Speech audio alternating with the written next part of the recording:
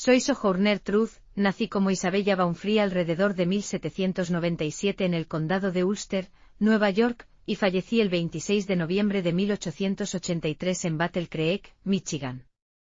Me convertí en una destacada activista por la abolición de la esclavitud y los derechos de las mujeres. Nacida en la esclavitud, huí con mi hija en 1826 y posteriormente me convertí en la primera mujer negra en ganar un caso judicial contra un hombre blanco. En 1843, cambié mi nombre a Sojourner Truth y me hice conocida por mi discurso, ¿acaso no soy una mujer?, pronunciado en 1851 en la Convención de Derechos de la Mujer de Ohio. Como evangelista y reformadora afroamericana, apliqué mi fervor religioso a los movimientos abolicionista y de derechos de las mujeres. Desde niña fui una de los muchos hijos de Elizabeth y James Baumfree, esclavos de Charles Hardenberg en Nueva York. A los 9 años fui vendida junto con un rebaño de ovejas. Durante mi vida como esclava, fui propiedad de varios amos y sufrí abusos físicos. Hablaba neerlandés como primer idioma y fui vendida varias veces antes de llegar a la casa de John Dumont en West Park, Nueva York. Aquí, a pesar de la relativa amabilidad de Dumont, sufrí tensiones con su esposa Elizabeth.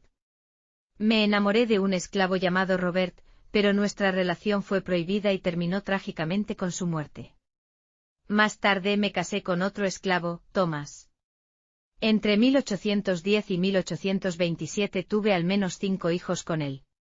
Nueva York comenzó a abolir la esclavitud en 1799, completando el proceso en 1827. Huí con mi hija Sofía en 1826, dejando atrás a mis otros hijos. Me refugié con Isaac y María Van Wagenen, quienes compraron mi libertad. Con la ayuda de amigos cuáqueros, luché en un juicio en el que recuperé a mi pequeño hijo, que había sido vendido ilegalmente como esclavo en el sur. Este éxito marcó un precedente histórico. Alrededor de 1829, me fui a la ciudad de Nueva York con mis 2 hijos menores, manteniéndome a través del empleo doméstico. En este periodo, tuve una experiencia religiosa profunda. Desde mi infancia, tuve visiones y escuché voces que atribuí a Dios.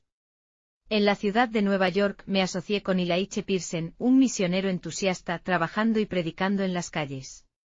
En 1843 adopté el nombre de Sojourner Truth y me uní a la Asociación de Northampton de Educación e Industria en Massachusetts, conociendo a figuras como William Lloyd Garrison y Frederick Douglass.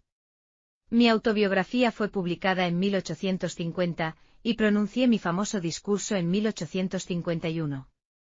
Obedeciendo un llamado sobrenatural para viajar por la tierra, canté, prediqué y debatí en reuniones de campamento, iglesias y calles de pueblos, exhortando a mis oyentes a aceptar el mensaje bíblico de la bondad de Dios y la fraternidad del hombre.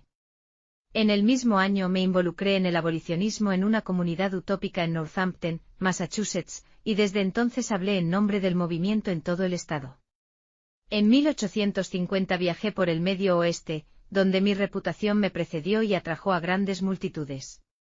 Me mantuve vendiendo copias de mi libro, La narrativa de Sojourner Truth, que había dictado a Olive Gilbert. Al encontrarme con el movimiento de derechos de las mujeres a principios de la década de 1850, y alentada por otras líderes, notablemente Lucretia Matt, continué apareciendo en reuniones a favor del sufragio hasta el final de mi vida. En la década de 1850, me establecí en Battle Creek, Michigan. Al comienzo de la Guerra Civil estadounidense, reuní suministros para regimientos de voluntarios negros y en 1864 fui a Washington, D.C., donde ayudé a integrar tranvías y fui recibida en la Casa Blanca por el presidente Abraham Lincoln. Ese mismo año acepté un nombramiento con la Asociación Nacional de Ayuda a los Libertos asesorando a ex-esclavos, particularmente en asuntos de reasentamiento. Hasta la década de 1870, alenté la migración de libertos a Kansas y Missouri.